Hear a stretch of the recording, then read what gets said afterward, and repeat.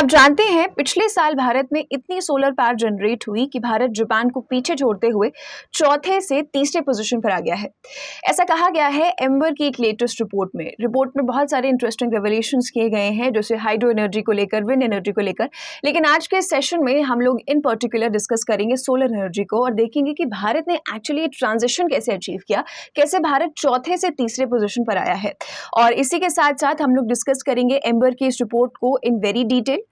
इस रिपोर्ट में क्या क्या इंटरेस्टिंग रेवलेशंस किए गए हैं उसको पढ़ेंगे। उसके बाद देखेंगे कि इंडिया के टारगेट्स क्या क्या हैं, इंडिया के खुद के टारगेट्स क्या हैं सोलर पावर को लेकर, और इन पर्टिकुलर अगर बात करें तो रिन्यूएबल एनर्जी पर भी देख लेंगे। उसके बाद बात करेंगे कि गवर्नमेंट ने इसके लिए क्या क्या इनिशिएटिव्स और स्कीम्स जो हैं सो फार लॉन्च किए हैं, और साथ साथ में हम बात करेंगे इमर्जिंग सोलर टेक्नोलॉजीज के ऊपर। बिकॉज यूजुअली लोगों को लगता है कि सिर्फ सोलर पैनल्स होते हैं जो लगाए जाते हैं, बट बहुत सारी नई नई टेक्नोलॉजीज आ चुकी हैं सोलर सेक्टर में। सो उसके ऊपर भी मैं आपको बताऊंगी कि क्या क्या ऑप्शंस आज के टाइम में अवेलेबल हैं। And last but not the least हम लोग डिस्कस करेंगे चैलेंजेस के ऊपर। So welcome to another class with me, I am Gurpreet Rana and you are watching ET now. तो रिपोर्ट को डिस्कस करना शुरू करते हैं। सबसे पहले एम्बर की इस रिपोर्ट का नाम है ग्लोबल इलेक्ट्रिसिटी रिव्यू 2024, ये रिपोर्ट है। इस रिपोर्ट में सबसे पहले बताया गया है कि सोलर जो है ना, उसने सोलर पावर की अगर हम बात करें तो पिछले साल 2023 में जितनी बिजली जनरेट हुई है, जितनी भी बिजली दुनिया भर में जनरेट हुई पिछले साल, उसका 5.5% हिस्सा सोलर पावर से आया है। For those who don't know, solar power से यहाँ पर मतलब है यानी कि जो सनलाइट से एनर्जी ट्रैप की जाती है पैनल्स के थ्रू और फिर उससे इलेक्ट्रिसिटी जनरेट की जाती है। ये बेसिक कॉन्सेप्ट है सोलर एनर्जी का। और ये इतना न्यूज़ में क्यों है, इतना इसे जो है इंपॉर्टेंस क्यों दिया जाता है, बिकॉज ये एक रीन्यूएबल सोर्स ऑफ एनर्जी है। सनलाइट एक इनफाइनाइट सोर्स है, सूर्य की रोशनी हमारे पास हमेशा रहेगी, है ना। सो ये क्या है, एक रीन्यूएबल एनर्जी सोर्स हमारे पास आ जाता है जिससे हम लोग इलेक्ट्रिसिटी बनाएंगे, which is very much better than coal and other conventional fossil fuels, right. So solar energy से जो है हमने क्या है 5.5% ग्लोबल इलेक्ट्रिसिटी का हिस्सा देखा। इसके अलावा बताया गया कि अगर सिर्फ इंडिया की बात करते हैं तो इंडिया जो अभी थर्ड पोजीशन पर आ चुका है, उसने जितनी भी भारत में पिछले साल जितनी बिजली जनरेट हुई है उसका 5.8% हिस्सा सोलर पावर से आया है, which is a good sign. यहाँ पर अगर बात करें तो ये साल 2015 में जो है ना, साल 2015 में ये लगभग आपका होता था 0.5% के आसपास, है ना, जिससे क्या है ये इंक्रीज होकर 5.8% जो है हमें साल देखने को मिला है। उसके बाद बात करें तो इंडिया में जो है ना सोलर पावर जनरेशन की बात की जाए तो इसमें चौथा सबसे ज़्यादा इंक्रीज देखा गया है, ठीक है। एक होता है कि हाँ टोटल कितनी एनर्जी जनरेट की, एक तो टोटल हम लोग देखेंगे, और दूसरा कि पिछले साल यानी साल 2022 के कंपैरिजन में और कितना एडिशनल ऐड किया है, यानी कि ईयर ऑन ईयर के अगर हम बेसिस पे बात करें तो चौथा सबसे ज़्यादा इंक्रीज जो है 2023 में देखने को मिला है। प्लस 18 टेरावाट आवर जो है ना अप्रॉक्सीमेटली सोलर जनरेशन जो है इंक्रीज हुआ है इंडिया का। उसके बाद बात करें तो 0.5% से 5.8% ये बढ़ा है, जो फैक्ट मैंने आपको यहाँ पर बताया। इसके अलावा इस एनालिसिस में एक चीज़ और कही गई है कि अगर इंडिया को अपने रीन्यूएबल एनर्जी के टारगेट्स को अचीव करना है, वो टारगेट्स में हम लोग देखेंगे क्या क्या है, तो इंडिया को सिग्निफिकेंटली अपनी ये सोलर पावर जो है ना या रीन्यूएबल एनर्जी को अगर हम एज अ होल देखते हैं तो इसे इंक्रीज करना होगा, राइट। इसके अलावा इस रिपोर्ट में कहा गया कि अभी करेंटली सोलर पावर जनरेशन में इंडिया थर्ड पोजीशन पर है, ठीक है। इंडिया साल 2015 में गेस कीजिए कौन से पोजीशन पर होगा, तो इंडिया 2015 में यहाँ पर 9th पोजीशन पर था, 9th पोजीशन पर था इंडिया, राइट। सो 2015 में 9th पोजीशन पर था और 2024 तक आते आते जो है ये थर्ड पोजीशन पर आ चुका है, right, which is a very significant change. अगर यहाँ पर हम देखें तो ग्लोबल इलेक्ट्रिसिटी में भी दुनिया भर में जितनी इलेक्ट्रिसिटी जनरेट हुई उसमें भी सोलर पावर का हिस्सा बढ़ रहा है धीरे धीरे करके। अगर हम पर्टिकुलरली भारत की बात करते हैं तो भारत में भी सोलर पावर का हिस्सा जो है वो धीरे धीरे बढ़ रहा है। लेकिन यहाँ पर एक चीज़ और बताई गई है कि ठीक है हमारी रैंकिंग इंप्रूव हुई है, हमने सोलर पावर को भी इंक्रीज़ किया है। अप्रॉक्सीमेटली 17 टाइम्स हायर जो है हमारा ये जो डेटा है 2015 से जो कंपेयर किया गया है इस रिपोर्ट में, वो बताया गया है कि 2015 से 2023 तक अगर देखा जाए तो 17 गुना ज़्यादा जो है हमने सोलर पावर जनरेट की है। लेकिन इसके बावजूद भी क्या है, अभी भी हमारा जो प्राइमरी सोर्स आता है इलेक्ट्रिसिटी जनरेट करने का वो आता है कोल पर अभी भी हमारी डिपेंडेंसी ज़्यादा है। तो इसके साथ साथ मैं आपको कोल के बारे में भी एक लेटेस्ट रिपोर्ट बताती हूँ। इस रिपोर्ट में कहा गया है इस रिपोर्ट में कहा गया है कि कोल का जो शेयर है इंडिया के पावर प्रोडक्शन में वो डिप हुआ है ना। इंडिया में जितनी पावर जनरेट हुई है अगर हम उसकी बात करें तो यहाँ पर कोल का शेयर कम हुआ है। यानी कि क्या है, एक तरफ से हमें सोलर एनर्जी बढ़ती हुई नजर आ रही है और एक तरफ से हमें क्या है, कोल का प्रोडक्शन, कोल का जो हिस्सा है पावर प्रोडक्शन में वो डिक्लाइन होता हुआ नजर आ रहा है। लेकिन फिर भी कहीं ना कहीं जो है ना अभी भी कोल एक बड़ा हिस्सा रखता है, ठीक है, विच मीन्स कि हमें सिग्निफिकेंटली जो है ना अपने आप को इम्प्रूव करना है और सोलर पावर जनरेशन को बढ़ाते रहना है। And as a whole renewable energy से हमें जो है ना इलेक्ट्रिसिटी जनरेट करने के जो टारगेट्स हैं उन्हें इंक्रीज करते रहना है, तभी हम अपने टारगेट्स अचीव कर पाएंगे, राइट। सो ऐसा पहली बार हुआ कि कोल के शेयर जो है इंडिया के पावर प्रोडक्शन में 1960s के बाद से पहली बार 50% से नीचे आए हैं, विच is a very shocking news in itself, क्योंकि कोल का प्रोडक्शन जो है इंडिया जैसी बड़ी पॉपुलस कंट्री में अगर कम हो रहा है तो ये बहुत बड़ी बात है। इसके अलावा बात करें तो एक रिपोर्ट जो है IEEFA के द्वारा भी रिलीज की गई थी। इस रिपोर्ट में कहा गया कि 71.5% megawatts power generation capacity India में ऐड की गई है, यानी कि इतनी परसेंट जो पावर ऐड की गई इस क्वार्टर में वो रीन्यूएबल एनर्जी से आई है, राइट। यानी कि हमारे अगर हम इस क्वार्टर की बात करते हैं, जनवरी से मार्च के क्वार्टर की बात करें, तो इतने परसेंट जो पावर जनरेट हुई है वो कहाँ से, वो रीन्यूएबल एनर्जी से आई है, which is another good sign कि हम लोग एक सिग्निफिकेंट स्टेप जो है वो ले रहे हैं टुवर्ड्स क्लाइमेट चेंज और towards making the environment better, right. और इसके साथ साथ कोल का जो शेयर है पावर जनरेशन में वो डिक्लाइन, एक रीज़न जो बताया गया है कि भाई ठीक है कोल का डिप हमें देखने को मिल रहा है, इसका एक रीज़न ये भी है कि भाई डिमांड तो इंडिया में बढ़ेगी ही बढ़ेगी क्योंकि पॉपुलस कंट्री है। लेकिन अभी हाल ही में क्या हुआ है, G7 कंट्रीज़ में क्या है, एक प्लेज लिया है हम कह सकते हैं। उनका कहना है कि जो अनअबेटेड कोल है, यानी कि जो कोल का कंजम्पशन है या फॉसिल फ्यूल्स का जो कंजम्पशन है उसे क्या है कम किया जाएगा और उसके लिए एफर्ट्स लगाए जाएंगे, जिसके बाद से इंडिया में भी क्या है इसका असर जो है वो देखने को मिल रहा है। और पिछले साल भी G7 कंट्रीज ने रिकॉर्ड लो जो है वो टच किया था, राइट। सो ये भी एक रिपोर्ट है विच शोज कि रीन्यूएबल एनर्जी जो है वो इंक्रीज होती जा रही है, कोल के शेयर्स में हमें डिक्लाइन जो है वो देखने को मिल रहा है। इसके अलावा अगर मैं बात करूं यहाँ पर कुछ और चार्ट्स आपको दिखाऊं तो यहाँ पर बताया गया है कि रीन्यूएबल एनर्जी में विंड पावर भी आ जाती है आपकी, है ना, जो हवा चलती है उससे जो ऊर्जा निकाली जाती है ना, उससे फिर क्या है इलेक्ट्रिसिटी जनरेट की जाएगी। लाइकवाइज पानी जो होता है तो पानी से क्या है इलेक्ट्रिसिटी जनरेट की जाएगी। तो ये कुछ रीन्यूएबल एनर्जी के कॉन्सेप्ट्स हैं। यहाँ पर इस रिपोर्ट में बताया गया है कि विंड और सोलर जो है वो मेजर कॉन्ट्रीब्यूटर्स रहे हैं, है ना, जिसमें से सोलर पावर ने सबसे ज़्यादा कॉन्ट्रीब्यूट किया है ना। विंड और सोलर पावर जो है यहाँ पर सबसे ज़्यादा हमें देखने को मिले हैं जिन्होंने इलेक्ट्रिसिटी में कॉन्ट्रीब्यूट किया है। और इंडिया यहाँ पर 3rd पोजीशन पर आ चुका है। 1st पोजीशन पर है चाइना, 2nd पोजीशन पर है यूनाइटेड स्टेट्स ऑफ अमेरिका और यहाँ पर जापान को नीचे कर दिया है। जापान पहले 3रे पोजीशन पर हुआ करता था, राइट। सो यानी कि अगर हम बात करें, अगर मैं आपको एक अप्रॉक्सीमेट डेटा दूं तो यहाँ पर अगर मैं चाइना की बात करती हूँ ना, तो चाइना ने जो है ना अप्रॉक्सीमेटली 584 बिलियन यूनिट्स जो है ना इलेक्ट्रिसिटी जनरेट की है सोलर पावर से, राइट। अगर इंडिया की यहाँ पर बात की जाए तो ये हो जाता है 113 बिलियन यूनिट्स हो जाता है।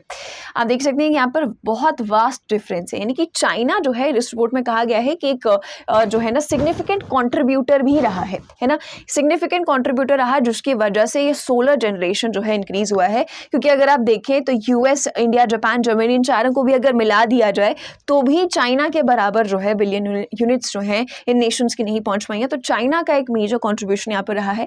So on the other hand अगर हम बात करें तो इंडिया को भी अपने बिलियन यूनिट्स जो हैं इसे सिग्निफिकेंटली इंक्रीज करने की ज़रूरत है। इसके अलावा बात करें तो सोलर पावर जो है वो आपका क्या है रिकॉर्ड हाई पर रहा है ना। यहाँ पर बात करें तो सोलर पावर आप देख सकते हैं यहाँ पर साल 2001 से 2010 के बीच में हमें सोलर पावर जो है वो देखने को मिली। 2020 तक आते आते काफ़ी ग्रोथ देखने को मिली और अब 2023 में बहुत ज़्यादा हाई है ना। ये है आपका विंड पावर। तो सोलर पावर जो है सबसे ऊपर अभी रीन्यूएबल एनर्जी सेक्टर में आपका चल रहा है। लेकिन साथ साथ में अगर हम बात करते हैं, ठीक है, अगर हम बात कर रहे हैं कि इंडिया को अपने टारगेट्स को इंक्रीज करना है तो पहले हमें ये पता होना चाहिए कि इंडिया के खुद के जो टारगेट्स हैं वो क्या क्या हैं। सबसे पहले तो इंडिया ने जो अपना टारगेट रखा हुआ है इंडिया ने सबसे पहले टारगेट रखा है कि भारत में कार्बन इंटेंसिटी को कम करना है बाय लेस देन 45%। ठीक है, 45% से भी नीचे जो है हमें अपनी कार्बन इंटेंसिटी को लेकर आना है by the end of the decade. सबसे पहला ये टारगेट आ जाता है। उसके बाद टारगेट है कि 50% हम लोग जो है इलेक्ट्रिक पावर इंस्टॉल करें भारत में साल 2030 तक, है ना। जैसे हम लोग रेलवेज का इलेक्ट्रिफिकेशन कर रहे हैं, रेलवेज का इलेक्ट्रिफिकेशन भी हम लोग ऑलमोस्ट अचीव कर ही रहे हैं। रिसेंट मैंने आपको बताया था कि 95% हम लोग अचीव ऑलरेडी कर चुके हैं, राइट। तो हम चाहते हैं कि 50% क्यूमुलेटिव यानी कि ओवरऑल जो है इलेक्ट्रिक पावर हम लोग इंस्टॉल कर लें भारत में 2030 तक। और ये इलेक्ट्रिक पावर कहाँ से आएगी? बिकॉज इलेक्ट्रिसिटी फिर वही सेम कॉन्सेप्ट आ जाता है, इलेक्ट्रिसिटी चलेगी किस चीज़ से? बिकॉज अगर कोल से चल रही है तो कोई फायदा नहीं है ना। अगर आज के टाइम में अगर हम बात करते हैं तो इलेक्ट्रिक पावर कहाँ से आनी चाहिए? रीन्यूएबल से आनी चाहिए। सो यही हमारा टारगेट है कि साल 2030 तक हमारी जो इलेक्ट्रिक पावर है उसका 50% हिस्सा रीन्यूएबल्स सोर्सेज से आए। उसके बाद हम लोग नेट जीरो कार्बन एमिशन जो है 2070 तक अचीव करना चाहते हैं। What is net zero? जिसे नहीं पता है, नेट जीरो का मतलब है एक कॉन्सेप्ट है बेसिकली एक ऐसा स्टेट जहां पर कार्बन एमिशंस जितने हो रहे हैं उतना ही रिमूवल भी हो रहा है, तो which ultimately balances this all, है ना।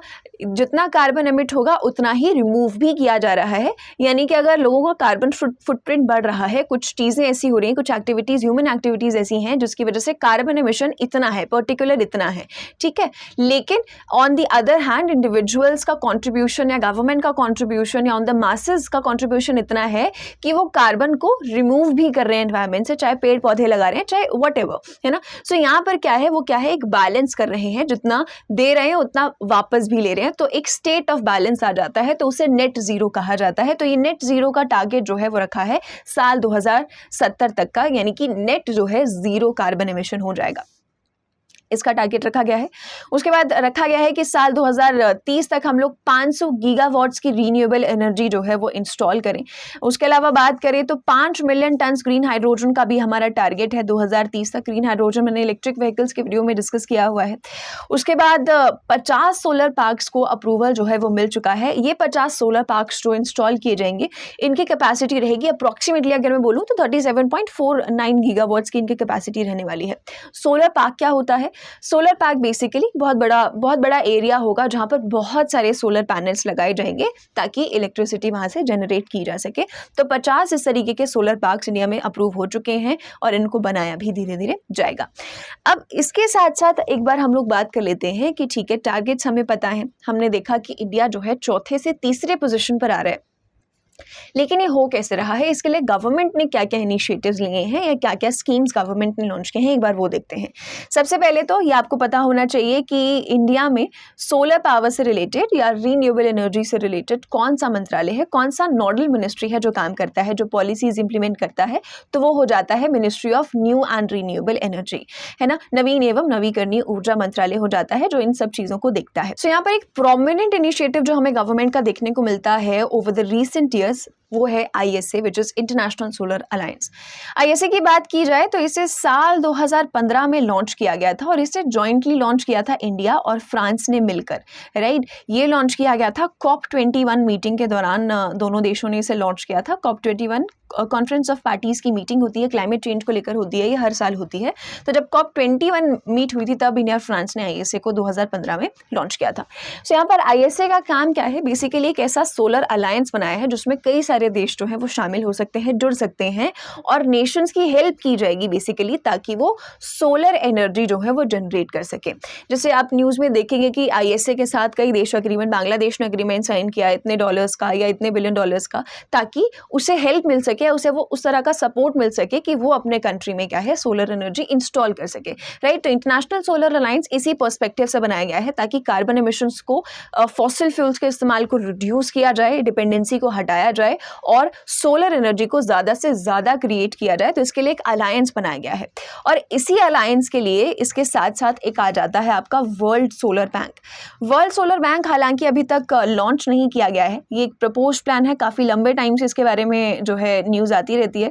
World solar bank, so world solar bank क्या है? ISA का ही एक बैंक होगा बेसिकली, है ना। ये प्रपोज्ड है, ध्यान रखेंगे, लॉन्च नहीं हुआ है अभी तक, प्रपोज्ड है, गवर्नमेंट का प्लान है इसे लॉन्च करने का। सो ये क्या है, एक बैंक हो जाएगा, नॉर्मल बैंक होता है, आप बैंक जाते हैं, आप लोन लेते हैं, है ना, अपने प्रोजेक्ट्स के लिए, चाहे घर खरीदना है, गाड़ी खरीदनी है, for any purpose. So like wise ISA के मेंबर्स के लिए होगा ये वर्ल्ड सोलर बैंक, जहाँ से क्या है ये मेंबर्स यहाँ से फाइनेंसिंग उठा सकते हैं, लोन्स उठा सकते हैं, ताकि अपने कंट्रीज में सोलर पावर प्रोजेक्ट्स को लॉन्च कर सकें। सो ये वही काम करेगा वर्ल्ड सोलर पावर बैंक। इसके अलावा एक और इनिशिएटिव है जो प्राइम मिनिस्टर नरेंद्र मोदी जी के द्वारा अनाउंस किया गया था, which is one sun one world one grid. One sun one world one grid एक बेसिकली एक कॉन्सेप्ट है या एक आइडिया है, आप कह सकते हैं। ये आइडिया क्या है, आपको पता है कि सोलर एनर्जी क्या है, जो हमें सूर्य की रोशनी से मिलेगी। सूर्य की रोशनी हमेशा अवेलेबल तो नहीं होती, रात को नहीं होती, ठंड आ जाएगी, स्मॉग पड़ जाएगा, तब आपको सूर्य की रोशनी नहीं मिलेगी। लेकिन ऐसा अगर एक जगह मान लीजिए अंधेरा है तो किसी दूसरे टाइम जोन में क्या है, दिन हो रहा होगा, है ना। किसी एक टाइम जोन में अगर रात हो रही है तो दूसरे टाइम जोन में दिन हो रहा है, कहीं विंटर्स है तो कहीं पर समर्स है। तो बेसिकली कॉन्सेप्ट क्या है कि सारे वर्ल्ड को क्या है एक तरीके से एक इंटरकनेक्टेड सोलर ग्रिड से कनेक्ट किया जाए, ताकि अलग अलग टाइम जोन्स को अलग अलग टाइम जोन्स का बेनिफिट मिल सके।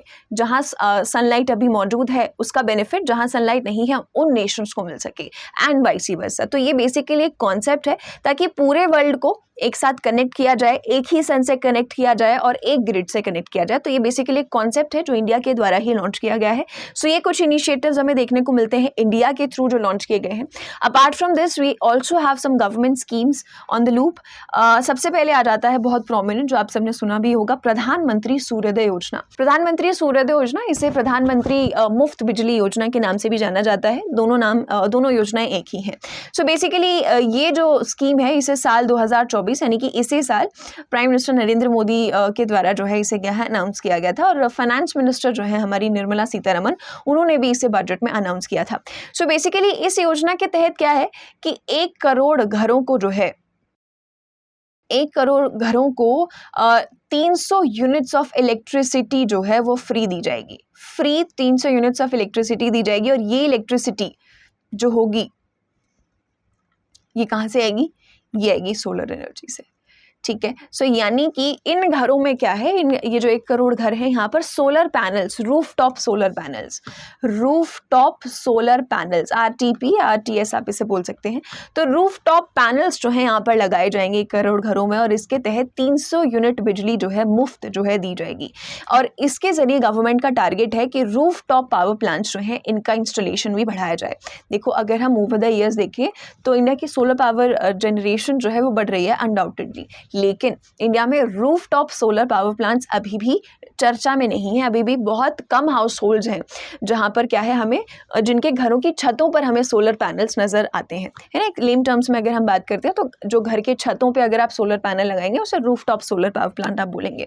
तो गवर्नमेंट का टारगेट यही है कि ये टारगेट्स गवर्नमेंट ने रखे हुए हैं, है ना, इनको भी धीरे धीरे करके इंक्रीज करने का टारगेट गवर्नमेंट का है। जैसे गवर्नमेंट ने टारगेट रखा है कि 40 गीगावाट्स एनर्जी जो है हम लोग रूफटॉप सोलर पावर प्लांट से लेकर आए, राइट। तो ये भी टारगेट इंक्रीज करना है गवर्नमेंट का। तो ये भी एक मोटिव है कि ये योजना लॉन्च की गई है। साथ में जो है 300 यूनिट्स फ्री बिजली जो है कहा गया है इसके तहत दी जाएगी।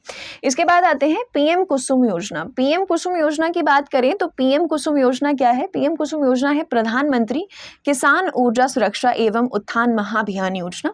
इस योजना की बात करें तो इस योजना को बेसिकली फार्मर्स के लिए लॉन्च किया गया है, और इसके 3 कंपोनेंट्स है। सबसे पहले कंपोनेंट ए आ जाता है। कंपोनेंट ए के तहत क्या है, 10,000 मेगावाट का decentralised grid connected renewable energy power plant जो है बंजर जमीन पे सेटअप किया जाएगा। यानी कि किसानों के लिए बंजर जमीन जो होगी उस पर क्या है, एक grid connected renewable power plant जो है वो सेटअप किया जाएगा, और इसकी कैपेसिटी कितनी होगी, 10,000 मेगावाट्स की होगी। यानी कि इतने मेगावाट्स की पावर जो है ये प्लांट जो है वो जनरेट कर सकता है। ये है कंपोनेंट ए। इसमें कंपोनेंट बी आ जाता है कि 17.50 lakh stand alone solar agricultural pumps जो हैं वो लगाए जाएंगे। यानी कि जो पंप्स लगाए जाएंगे वो किससे चलेंगे, वो सोलर एनर्जी से चलेंगे।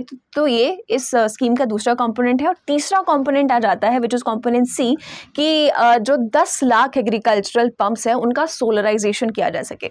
एक तो सोलर पंप्स लगाए जाएंगे, एडिशनल लगाए जाएंगे, और जो ऑलरेडी हैं उनका सोलराइजेशन किया जाएगा। तो इस योजना के तहत 3 कंपोनेंट्स आ जाते हैं जो गवर्नमेंट ने प्राइमरीली फार्मर्स के लिए लॉन्च किए हुए हैं। उसके बाद आ जाती है solar park scheme. Solar park scheme की बात की जाए तो सोलर पार्क स्कीम को साल 2014 में लॉन्च किया गया था और इसे फाइनेंशियल ईयर 2026 तक जो है क्या है इसे एक्सटेंड कर दिया गया है मिनिस्ट्री के द्वारा। इसके तहत बेसिकली कॉन्सेप्ट क्या है, सोलर पार्क हमने पहले भी पढ़ा कि 50 सोलर पार्क गवर्नमेंट ने अप्रूव कर दिए हैं, एस्टैब्लिश होंगे। तो सोलर पार्क स्कीम के तहत क्या है, गवर्नमेंट के टारगेट यही है कि सोलर पार्क जो है वो ज़्यादा से ज़्यादा सेटअप किए जाएं और इसके लिए गवर्नमेंट क्या है स्टेट्स को, राज्यों को और यूनियन टेरिटरीज को हेल्प करेगी, सपोर्ट करेगी कि वो अपने अपने स्टेट्स में, अपने अपने यूटीज़ में ज़्यादा से ज़्यादा सोलर पार्क्स लगाएं, राइट। तो ये सोलर पार्क स्कीम है। इसके अलावा सृष्टि स्कीम आ जाती है which is sustainable rooftop implementation of solar transfiguration of India scheme. तो ये बेसिकली क्या है, रूफटॉप सोलर पावर प्रोजेक्ट्स को इंक्रीज करने के लिए है, जो हमने ऊपर देखा आरटीपी। तो इसी को इंक्रीज करने के लिए क्या है ये स्कीम आपकी लॉन्च की गई थी। इसके अलावा अटल ज्योति योजना है। अटल ज्योति योजना की बात करें तो ये योजना लॉन्च की गई थी ताकि जो स्ट्रीट लाइट्स होती हैं, है ना, तो सोलर पावर से जो है सोलर स्ट्रीट लाइटिंग सिस्टम जो है वो सेटअप किया जा सके अलग अलग स्टेट्स और यूटीज में। इसके लिए अटल ज्योति योजना जो है वो लॉन्च की गई थी, राइट। कई स्टेट्स में आपको देखने को भी मिलती है कि स्ट्रीट लाइट जो होती है उसके साथ में पैनल लगा होता है, सोलर पावर पैनल लगा होता है ना। तो सोलर पावर जो है ट्रैप होता है और इलेक्ट्रिसिटी रात में जो है वहां से जनरेट होती है। तो अटल ज्योति योजना यही थी। इसके अलावा नेशनल सोलर मिशन भी जो है साल 2010 में लॉन्च किया गया था। तो ये सारी कुछ गवर्नमेंट स्कीम्स और इनिशिएटिव्स हमें देखने को मिलते हैं जिसके जरिए गवर्नमेंट क्या है सोलर एनर्जी को पुश कर रही है और अनडाउटेडली इसके रिजल्ट्स हमें धीरे धीरे करके देखने को भी मिल रहे हैं। अब अगर बात करते हैं तो देखते हैं इमर्जिंग सोलर टेक्नोलॉजीज के बारे में कि भाई सोलर पैनल तो हर जगह लगता है, लेकिन सोलर पैनल को लगाने के भी बहुत सारे नए नए इनोवेटिव और क्रिएटिव तरीके आज के टाइम में हमें देखने को मिलते हैं। सबसे पहले तो एक नॉर्मल सोलर पावर प्लांट होता है जो छत पे लगाया जाता है, घरों की छतों में रूफटॉप सोलर पावर प्लांट हो गया, है ना, आपने स्ट्रीट लाइटिंग में देखा होगा, वो बेसिक होते हैं। इसके अलावा फ्लोटिंग सोलर पावर प्रोजेक्ट्स भी जो हैं हमें देखने को मिलते हैं, यानी कि पानी के ऊपर जो है आपके सोलर पैनल्स लगाए जाएंगे, राइट। तो ये एक नई टेक्नोलॉजी है जो हमें देखने को मिलती है। इसके अलावा सोलर विंडोज आने लग गए हैं, यानी कि जो खिड़कियां हैं उसी में सोलर पैनल लगाए जाएंगे। अक्सर ऐसा होता है कि घरों के जो शीशे की खिड़कियां होती हैं खासतौर पे वो इतनी ज़्यादा गर्म हो जाती हैं, है ना। सो ये भी एक बहुत इनोवेटिव तरीका है कि विंडोज़ में ही सोलर पैनल्स लगाए जाएं ताकि सारी इलेक्ट्रिसिटी वहीं पर ट्रैप हो जाए और ताकि सारी सोलर पावर जो है सनलाइट वहाँ पर ट्रैप हो और उससे इलेक्ट्रिसिटी जनरेट हो। इसके अलावा बिल्डिंग इंटीग्रेटेड पीवी आ जाता है, यानी कि जो बड़ी बड़ी बिल्डिंग्स हम लोग देखते हैं, बड़ी बड़ी शीशे की बिल्डिंग्स जो खड़ी होती हैं, है ना, तो यहाँ पर अगर बात करें तो उन बड़ी बड़ी बिल्डिंग्स में भी क्या है आप हॉरिजॉन्टली और वर्टिकली क्या है सोलर पैनल्स लगा सकते हैं। तो जो बिल्डिंग्स पर डायरेक्टली सनलाइट पड़ती है वो क्या है एक तरीके से एक स्मार्ट यूज जो है हम लोग सनलाइट का इस तरीके से कर सकते हैं। उसके बाद बायफोकल सोलर पैनल्स आ जाते हैं। बायफोकल सोलर पैनल्स क्या होते हैं, यानी कि अपर साइड में जैसे एक पैनल है लेट्स से, तो सनलाइट जो है सीधा पैनल पर पड़ेगी, तो यहाँ से तो ठीक है हम लोग सनलाइट से सोलर पावर बना ही रहे हैं, लेकिन जो रिफ्लेक्ट होके लाइट नीचे पड़ेगी वहाँ से भी वो सनलाइट भी हम लोग ट्रैप करेंगे और उससे भी सोलर पावर बनाएंगे। So this is bifocal solar panels, यानी कि दोनों तरफ सोलर पैनल्स लगे होंगे और दोनों साइड से हम लोग सोलर पावर को या सनलाइट को ट्रैप करेंगे और इलेक्ट्रिसिटी प्रोड्यूस करेंगे। उसके बाद सोलर कारपोर्ट्स एक बहुत इंटरेस्टिंग जो है ना आइडिया इसमें नजर आता है कि आजकल गाड़ियां पार्क होती हैं तो गाड़ियों के ऊपर जो शेड्स बनाए जाते हैं तो उन्हीं शेड्स के ऊपर क्या है सोलर पैनल्स लगाए जा सकते हैं और जो सनलाइट वहाँ पर पड़ेगी उसे ट्रैप किया जा सकता है। उसके अलावा सोलर ट्रीज एक बहुत अच्छा एग्जाम्पल आ जाता है ना, कि एक ही जगह पर आप एक देखो एक पेड़ होता है तो पेड़ ज़्यादा से ज़्यादा बहुत ज़्यादा जगह नहीं लेगा, है ना, तो पेड़ में ही बहुत सारी ब्रांचेज में आप क्या है सोलर पैनल्स लगा सकते हैं, राइट। तो इससे क्या है कम ज़मीन में ज़्यादा सोलर पैनल्स लग जाएंगे विच is a very effective use of the solar panels, right. तो ये नई नई टेक्नोलॉजीज जो है हमें देखने को मिल रहे हैं, धीरे धीरे करके इनको इम्प्लीमेंट भी किया जा रहा है और गवर्नमेंट को भी धीरे धीरे क्या है इनको इम्प्लीमेंट करना चाहिए बिकॉज ये सारी जो टेक्नोलॉजीज हैं बहुत क्रिएटिव हैं। इसके अलावा अगर बात करते हैं तो अब हम देखते हैं कि ठीक है ये सारी चीज़ें हम लोग इंक्रीज़ कर रहे हैं, हमारा सोलर जनरेशन बढ़ रहा है, टारगेट्स हमें पता है कि हम इतने गीगावाट्स एनर्जी चाहते हैं, हम रीन्यूएबल एनर्जी से इलेक्ट्रिसिटी लाना चाहते हैं, हमने देखा नई नई टेक्नोलॉजीज़ क्या हैं, लेकिन इसमें चैलेंजेस क्या क्या हैं वो भी बहुत इंपॉर्टेंट है। चैलेंजेस में सबसे पहले बात करते हैं तो सबसे पहले आ जाता है पॉपुलेशन एंड डिमांड। सबको पता है कि भारत जो है सबसे पॉपुलस कंट्री बन चुका है, सबसे ज़्यादा जनसंख्या भारत में पाई जाती है, राइट। ज़्यादा पॉपुलेशन के साथ साथ क्या बढ़ जाता है, ज़्यादा पॉपुलेशन के साथ साथ बढ़ जाती है डिमांड। पॉपुलेशन, जब हम बेसिक डेफिनेशन पॉपुलेशन की पढ़ते हैं तो एक बेसिक डिसएडवांटेज जो पढ़ते हैं वो ये पढ़ते हैं कि रिसोर्सेज की क्या है, कटौती हो जाती है, ये रिसोर्सेज का क्रंच हो जाता है। तो ये एक कॉमन एग्जांपल हो जाता है यहाँ पर कि पॉपुलेशन क्योंकि इंडिया की बढ़ रही है तो इंडिया की इलेक्ट्रिसिटी डिमांड भी अनडाउटेडली बढ़ रही है, राइट। हमने अभी वीडियो की शुरुआत में ही देखा कि हमारी सोलर जनरेशन तो बढ़ रही है, कोल भी डिप हो रहा है, लेकिन फिर भी कोल अभी भी हमारा प्राइमरी सोर्स बना हुआ है। सो गवर्नमेंट के लिए ये एक बहुत बड़ा चैलेंज है कि कोल को पूरी तरीके से इराडिकेट गवर्नमेंट कैसे कर पाएगी। गवर्नमेंट ने हाउएवर टारगेट सेट किए हुए हैं और हम लोग देख रहे हैं कि धीरे धीरे वो टारगेट्स अचीव हो रहे हैं, लेकिन on a long term run अगर हम बात करते हैं तो पॉपुलेशन, बढ़ती पॉपुलेशन जो है और इसके साथ साथ बढ़ती जो इलेक्ट्रिसिटी डिमांड है ना, उसके चलते क्या है, कोल को लेकर जो है कंसर्न्स यहाँ पर खड़े होते हैं कि कोल को कंप्लीटली इरेडिकेट करना कहाँ तक पॉसिबल हो सकता है। उसके बाद बात करें तो दूसरा आ जाता है कंज्यूमर अवेयरनेस। कंज्यूमर अवेयरनेस एक बहुत बड़ा चैलेंज आ जाता है रीन्यूएबल एनर्जी सेक्टर में।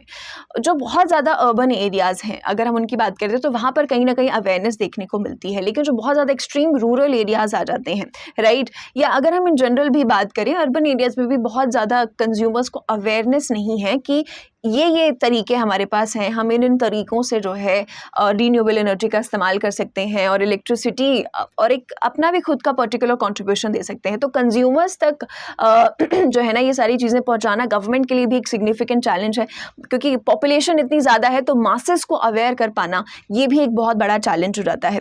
इसके अलावा एक रिपोर्ट में कहा गया था, एक रिपोर्ट है council on energy environment and water की, पिछले साल इन्होंने ये रिपोर्ट जो है वो रिलीज़ की थी, जिसमें कहा था कि 50% ऑफ इंडियंस को ये पता ही नहीं है, ये बिल्कुल अनअवेयर है कि रूफटॉप सोलर भी कुछ होता है, कि घर की छतों पर जो है आप पैनल लगाकर इलेक्ट्रिसिटी वहाँ से जनरेट कर सकते हैं। तो 50% इंडियंस को ये चीज़ पता नहीं है और बाकी रेस्ट ऑफ द 50% इंडियंस जिनको ये बात पता है उनको लगता है कि बहुत ज़्यादा एक्सपेंसिव है।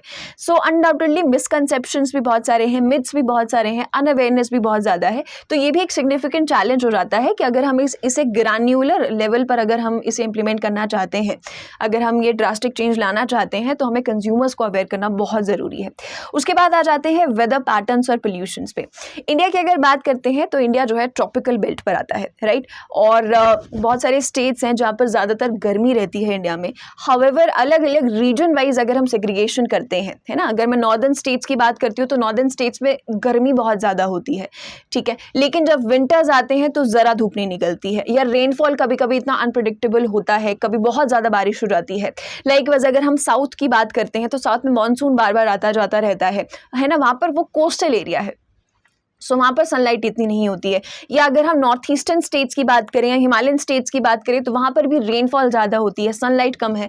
हाउएवर अगर हम लोग वेस्ट की साइड देखें तो राजस्थान, महाराष्ट्र जैसे स्टेट्स में बहुत धूप पड़ती है, तो वहाँ पर सनलाइट जो है बहुत ज़्यादा होता है, हाई इंसुलेशन होता है।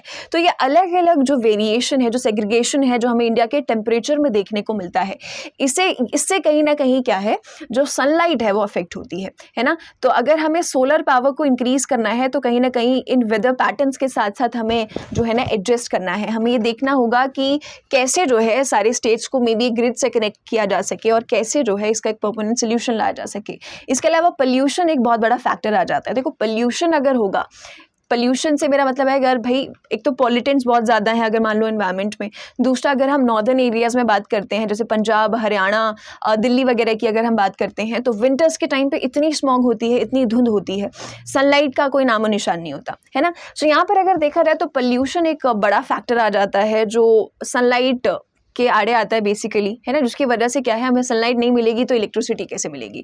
सो ये पोल्यूशन की वजह से बहुत सारे पॉल्यूटेंट्स जो हैं वो सोलर पैनल पे जम सकते हैं, जिसकी वजह से सोलर पैनल्स की एफिशिएंसी ख़राब हो सकती है। तो ये कुछ चैलेंजेस हैं वेदर पैटर्न्स और पोल्यूशन से जो हमें देखने को मिलते हैं इस सेक्टर में। उसके बाद बात करते हैं तो वेस्ट मैनेजमेंट एक अलग चैलेंज आ जाता है। हमें लगता है कि सोलर पैनल है, अगर हम इसे इस्तेमाल कर रहे हैं तो कंप्लीटली जो है ये सेफ है। हाउएवर एक नया चैलेंज जो धीरे धीरे उभर रहा है इस सेक्टर में वो है वेस्ट मैनेजमेंट। देखो टेक्नोलॉजी जो है वो धीरे धीरे नई नई आ रही है, अलग अलग तरीके के, जैसे अभी हमने देखा कि इमर्जिंग टेक्नोलॉजीज हमें देखने को मिल रही हैं, तो अलग अलग टेक्नोलॉजी आ रही है, लोग इंप्रूव कर रहे हैं। तो जो पुराने सोलर पैनल्स हैं उन्हें डिस्पोज ऑफ किया जा रहा है, तो उन्हें डिस्पोज ऑफ तो किया जा रहा है लेकिन उसे मैनेज कैसे किया जा रहा है। अभी एक रिसेंट रिपोर्ट जो है CEEW के द्वारा रिलीज की गई थी जिसमें ये कहा गया कि 2023 में जो है पिछले साल जो रहा है, जो सोलर प्रोजेक्ट इंस्टॉल किए गए उसमें लगभग 100 किलो टन्स का वेस्ट जो है इन प्रोजेक्ट्स की वजह से जनरेट हुआ है। इस रिपोर्ट में ये भी कहा गया कि आने वाले प्रोजेक्ट्स और करंट प्रोजेक्ट्स को अगर मिला दिया जाए तो साल 2030 तक 600 किलो टन्स ऑफ जो वेस्ट है वो इस सेक्टर से प्रोड्यूस हो सकता है।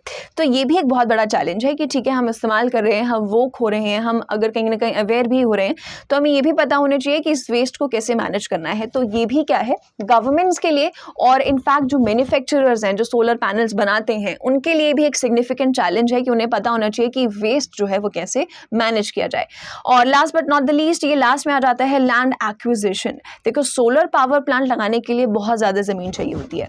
इंडिया जो है एक ऑलरेडी लैंड स्टार्विंग नेशन है, ठीक है, ज़मीन की ऑलरेडी कमी है। अब ऐसे में सोलर पावर प्रोजेक्ट्स इंस्टॉल करने के लिए इंडिया को ज़मीन लैंड एक्विजिशन में जो है एक सिग्निफिकेंट चैलेंज देखने को मिलता है ना, क्योंकि एक सोलर प्लांट लगाने के लिए जो है बड़ी ज़मीन चाहिए और वो बड़ी ज़मीन काफ़ी टाइम तक जो है ऑक्यूपाइड रहेगी, है ना, यानी कि और किसी चीज़ के लिए उसका इस्तेमाल नहीं किया जा सकता है। तो ये भी एक बड़ा चैलेंज आ जाता है कि ज़मीन की कमी है, हम अपना प्रोडक्शन इंक्रीज़ करना चाहते हैं तो प्लांट लगाना पड़ेगा, लेकिन प्लांट लगाने के लिए स्पेस हमारे पास उतना अवेलेबल नहीं है। सो ये भी क्या है, एक बहुत बड़ा सिग्निफिकेंट चैलेंज हमें देखने को मिल जाता है। साथ साथ में जाते हुए मैं आपको बता देती हूँ कि अगर हम एक बेसिक लेवल पर देखें, है ना, तो क्या प्राइस है एक सोलर पावर प्लांट का। लेट्स से अगर आपको ही अपने घरों में एक सोलर पावर प्लांट लगाना है, अपने रूफटॉप सोलर पावर प्लांट लगाने का अगर आप सोच रहे हैं, तो क्या इसका प्राइस हो सकता है। सबसे पहले तो ये आपके पावर की नीड्स पे डिपेंड करेगा। आपका घर कितना बड़ा है, कितने रूम्स हैं, क्या क्या चीज़ें इलेक्ट्रिसिटी से चल रही हैं, उसके ऊपर डिपेंड करेगा। लेट्स से आपको 1 किलोवाट की ज़रूरत है, 1 kilowatt is enough for 2-3 BHK flat, है ना। तो 1 किलोवाट की अगर मान लो अगर आपको ज़रूरत है तो वो आपको पड़ेगा लगभग 72,000 ऑनवर्ड्स। यहाँ से प्राइस 60 से 72,000 ऑनवर्ड्स जो है इसके प्राइस शुरू होते हैं और ये फिर इंक्रीज़ होते जाते हैं। बड़े बड़े घरों के लिए 3 से 4 किलोवाट तक का जो है पावर चाहिए ताकि इलेक्ट्रिसिटी पूरे घर में दी जा सके, तो फिर वो 3 लाख से 4 लाख तक जो है ये प्राइस धीरे धीरे करके फिर बढ़ता रहता है। हाउएवर ये डिपेंड करता है कि आपकी एनर्जी कैपेसिटी की रिक्वायरमेंट कितनी है, कौन इंस्टॉल इसे कर रहा है, और साथ साथ में यहाँ पर कुछ सब्सिडीज भी गवर्नमेंट के थ्रू इन इंस्टॉलेशंस पर दी जाती हैं। सो ये एक बेसिक आइडिया मैंने आपको दिया कि अगर सोलर पावर प्लांट अगर आपको इंस्टॉल करना है तो कैसे किया जा सकता है। सो आज के इस वीडियो में इतना ही था। आई होप आपको आज का टॉपिक समझ आया होगा, इंटरेस्टिंग लगा होगा। And if you like this video, do share it with your family and friends to also make them aware about it. आज के वीडियो में इतना ही था, मिलेंगे अगले सेशन में, तब तक keep watching ET Now. For more of such videos, do like, share and subscribe to ET Now Swadesh.